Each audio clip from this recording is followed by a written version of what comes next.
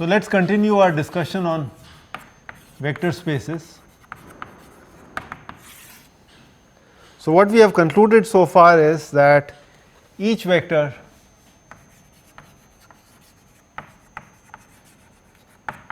in the space V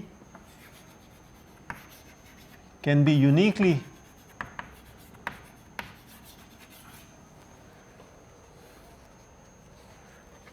written in terms of its as a linear combination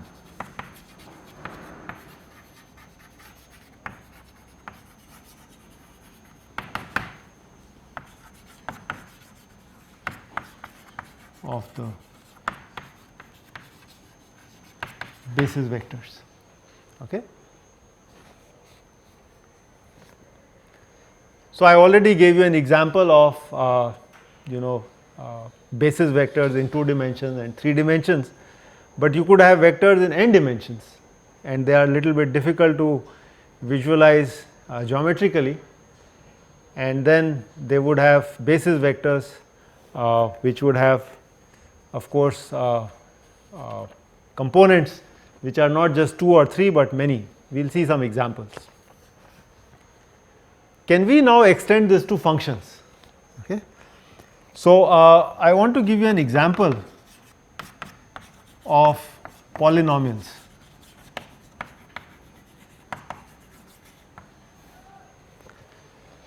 So if I use the set of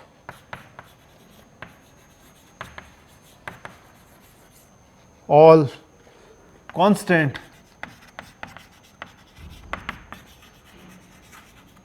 linear quadratic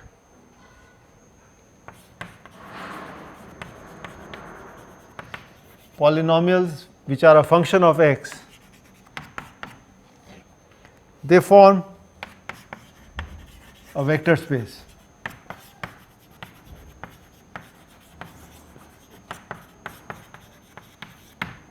Right? And this space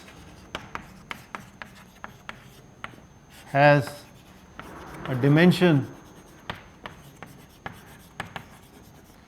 3, and a possible basis is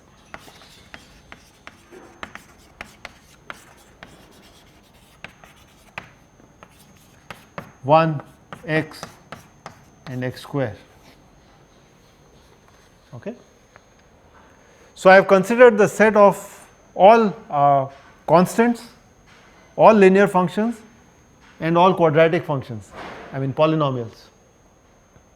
And in fact, the claim is that these monomials 1 x and x square, their linear combination can in fact define the entire vector space. Okay. So these forms the basis, and you can see that it has a dimension of 3. I could now ask myself what would be the dimension if I wanted to include cubic polynomials. So I would have to include x cube, and then the dimension would become 4, n equal to 4. So likewise, if I wanted to have a vector set or a vector space which includes all the possible polynomials of any degree, arbitrary degree, then of course the basis would have to include that many functions, and therefore it would have an infinite dimension. So it would become an infinite dimensional space. Okay. So that brings us to the next concept, which is finite versus infinite dimensional space. And we will talk about this quite a bit in this course. So if I have vector space V contains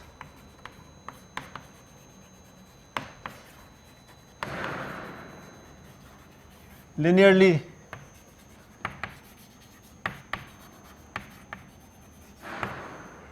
independent set of n vectors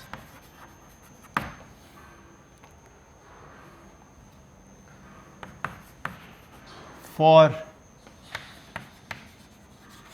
every n, no matter how large,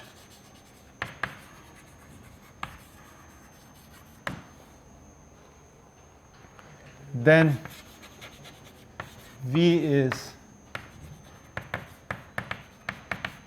infinite dimensional.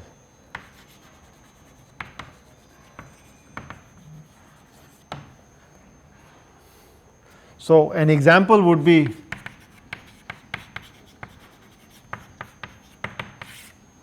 the set of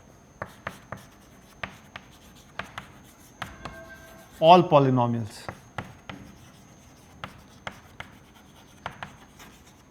and then the basis would be, as I said, 1 x, x square, x cube, x4, and it's infinite. So, this would constitute an infinite dimensional space. Okay.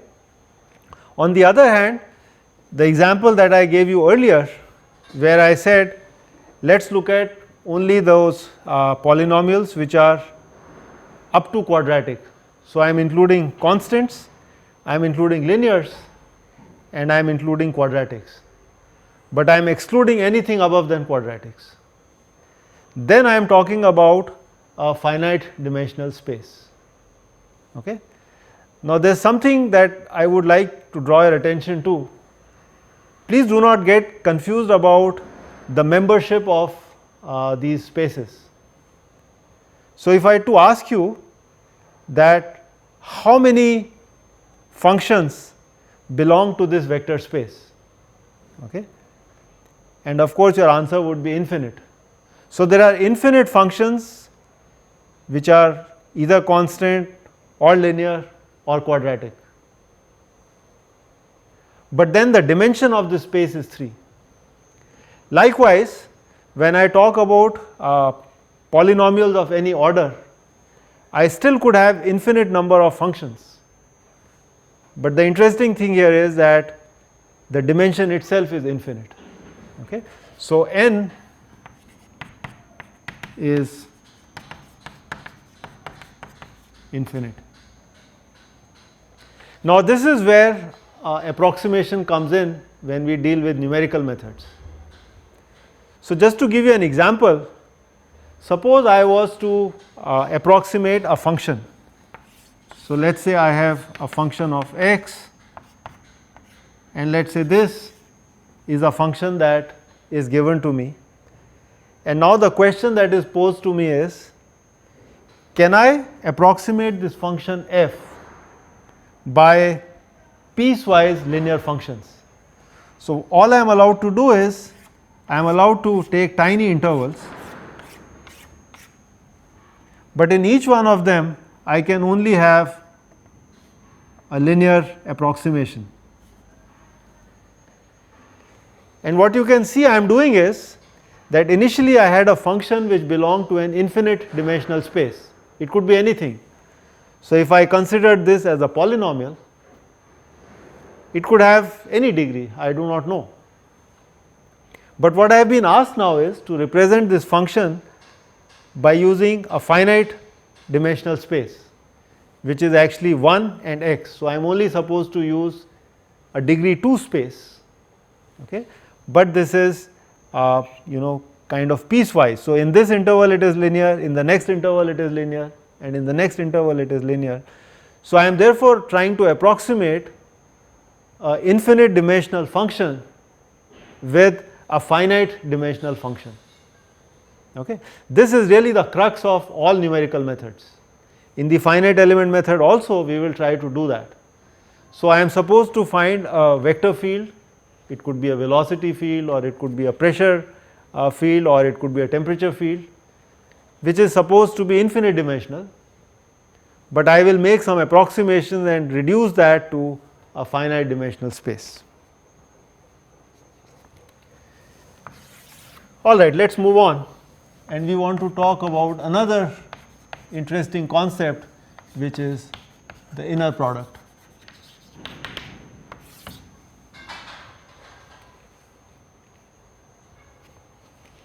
So let A and B be two vectors with n components.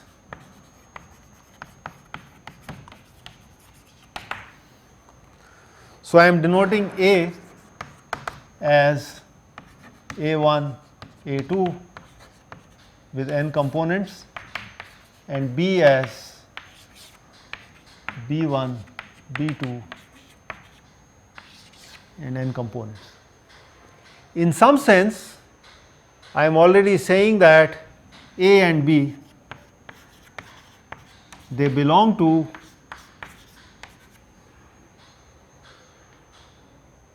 this space Rn. What this means is that these are n tuples. So A is a vector which has n components, and each of these component is a real number. Okay. So I can form A by choosing an n dimensional real number, or real numbers n of them, and therefore the dimension of this space is n. Similarly, I do it for B.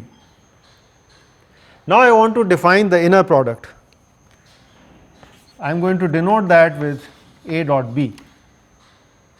So this is also known as the inner product, and sometimes also called as the dot product. This I will define as A transpose times B. So it is done in a very similar way as we have learnt the matrix product or the matrix vector product. So A is a column vector, and I take a transpose and make a row out of it, and then I hit it with this column vector, and the answer would be a scalar. And we already know the answer. This would be A1 B1 plus A2 B2 plus A3 B3 and all the way to An Bn. In fact, in the vector notation or in the index notation, I could simply write it as Ai Bi, where the repeated index is to be summed, and summed from 1 to n in this case. Okay, so this is a compact way of simply writing this simple product. So can we talk about some spaces based on this inner product? So we will extend the argument a little bit further and introduce the concept of inner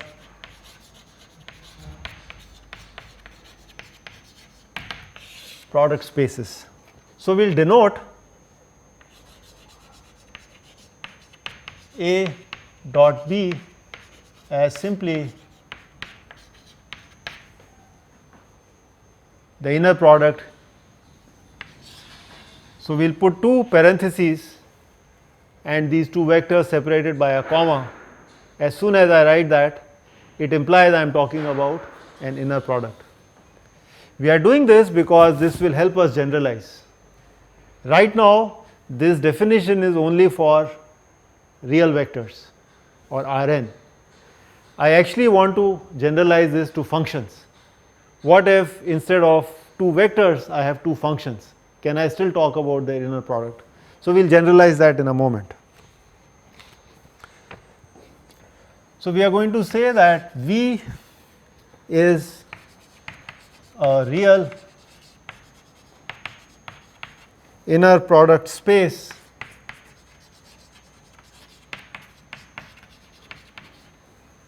In fact, sometimes it is also called a pre-Hilbert space.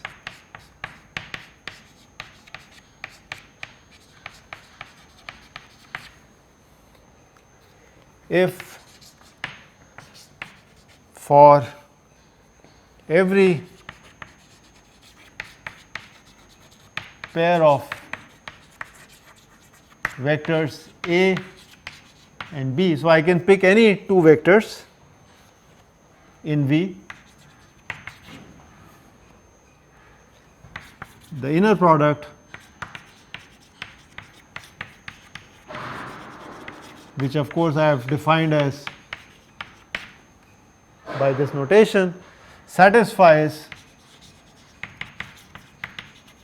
the following conditions. So, the first condition it should satisfy is linearity. And what we mean by that is that if I take a scalar q and multiply that with A plus another scalar q2, multiply that with B, and the inner product is with C, then this should be equal to q1 AC plus q2 BC. Okay, so that's linearity. The second property it should satisfy is symmetry. That means if I do an inner product of AB and I change the order to BA, it should not matter. Okay. And the third property is positive definiteness.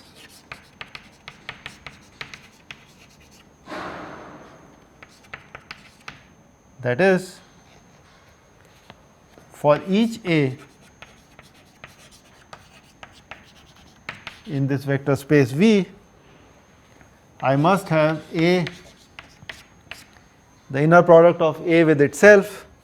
This should be greater than or equal to 0, and it is 0 if and only if A is 0. Okay. So, if I can satisfy these three conditions in terms of how I define my inner product, please note that I have a liberty to define inner product. So, it is me who chose that I will define inner product as simply the dot product of A and B. Okay. I could have said it is related to, the inner product is related to, let us say, the square of the components of A, but B as it exists. So, I could actually write A dot B as A1 square B1 plus A2 square B2 plus A3 square B3 and so on. I can very well define that, but then you will see that many of these properties will not come through. I will certainly not have linearity, I will not have symmetry, I still might have positive definiteness, but even if one of them is not satisfied, then I do not have something which is called the inner product space. So, when a space has these properties, there are certain advantages. We will not go into those details, but we will just take that as a thumb rule. Some more properties of the inner product. So, vectors for which inner product is 0 are referred to as orthogonal vectors.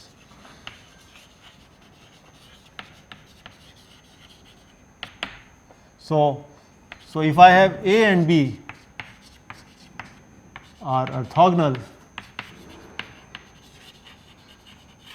if the inner product is 0.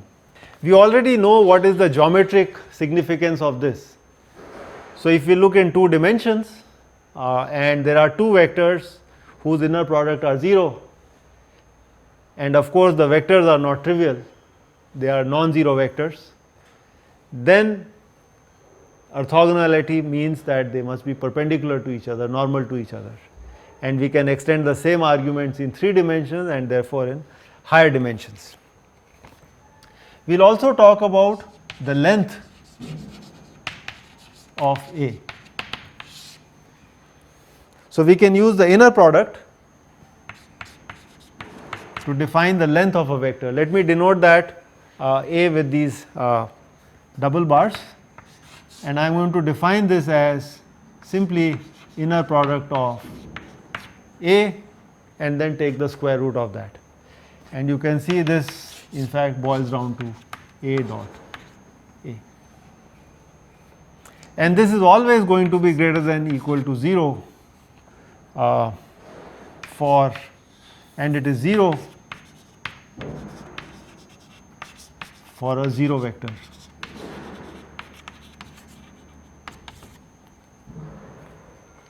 So I now have a way of defining the length of a general vector. Okay. A vector of length 1 is referred to as unit vector.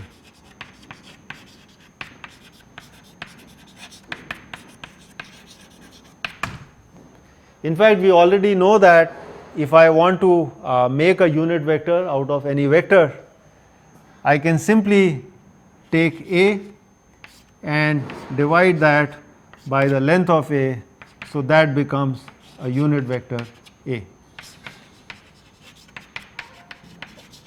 So this unit vector in direction of A. We already know this. All right. There are certain properties that come out of these lengths, and let us review them.